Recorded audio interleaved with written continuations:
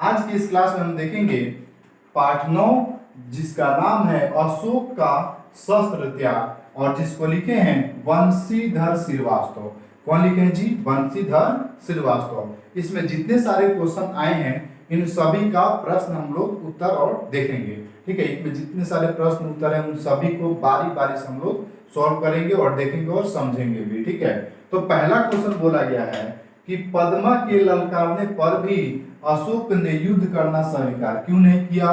तो देखिए लिखेंगे उत्तर में कि पद्मा स्त्री की सेना लेकर के युद्ध के लिए ललकार रही थी, लेकिन अशोक ने युद्ध स्वीकार नहीं किया क्योंकि अशोक स्त्रियों पर हाथ उठाना पाप मानते थे। यानी कि जो अशोक थे वह स्त्रियों पे हाथ उठाना क्या मानते थे? पाप मानते थे। इसलिए वह युद्ध क्या किए? स्वीकार नहीं किए। स्त्रियों के साथ पुरुष का युद्ध करना शास्त्र में अनुचित कहा गया है। यानी कि बोला गया यहाँ पे कि स्त्रियों के साथ युद्ध करना, मारपीट करना, झगड़ा करना, यह हमारे शास्त्र में क्या है? अनुचित माना गया है। इसलिए वह युद्ध को स्वीकार नहीं करते हैं। ठीक है, चलिए आगे बढ़ते हैं। दूसरा नंबर क्वेश्चन कह रहा है कि पद्मा को अशोक ने बदला लेने का एक अच्छा अवसर था। यानी कि पद्मा को अवसर था कि वो राजा अशोक से बदला ले सके, तब भी उसने अशोक को जीवित क्यों छोड़ दिया? इसका कारण क्या है कि पद्मा जो थी वो अशोक को जीवित छोड़ दी। इसका कारण क्या है? तो चलिए आगे देखते हैं, इसको थोड़ा सा और आगे बढ़ा देते हैं जी।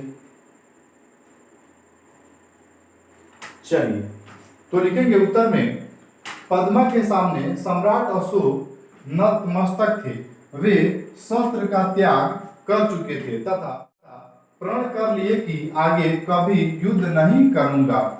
वीर सैनिक कभी भी निहत्थे पर वार नहीं करते, इसलिए पद्मा अवसर पाकर भी अशोक से बदला नहीं लेकर जीवित छोड़ दिया। यानी कि पहले जो जितने सारे युद्ध हुआ करते थे उसमें जो है तब तक किसी व्यक्ति से लड़ा नहीं जाता था जब तक उसके हाथों में हथियार या फिर तलवार कोई सा भी शस्त्र न हो। लेकिन अभी जो है बहुत सारे बातें अलग अलग बदल चुकी है। लेकिन उस समय बोला गया है कि वो क्या किए? राजा अशोक जो है ना वो स्त्रियों पे हाथ नहीं उठाना चाहते थे, और जो पद्मा थी वो क्या थी? तो वो भी एक सैनिक थी। ठीक है, तो वो सैनिक का रूप ले ली थी, और साथ ही साथ ये जो थे ना जो राजा अशोक थे वो उनके कदमों में अपना हथियार डाल चुके थे। तो ये पहले का जो नियम हुआ करता था वो नियम ये था कि जब तक उस व्यक्ति से हम लोग युद्ध नहीं कर सकते हैं जब तक उसके हाथों में हथियार कोई सा भी न हो। इसलिए वो पद्मा जो थी वो उनको जीवन दान दे देती है। ठीक है, अगला क्वेश्चन देखिए जी। 3 नंबर क्वेश्चन कह रहा है, बुद्धम शरणम गच्छामि, धर्मम शरणम गच्छामि, संघम शरणम गच्छामि। इस बॉक्स को आप लोग को पूरा करना है। ठीक है, तो लिखेंगे, देखिए यहाँ पे क्या बोला गया है, बॉक्स में दिए गए उपयुक्त वाक्य संस्कृत भाषा में लिखे गए हैं, इन्हें हिंदी में अनुवाद कीजिए। ठीक है, तो इसको हिंदी में अनुवाद करेंगे।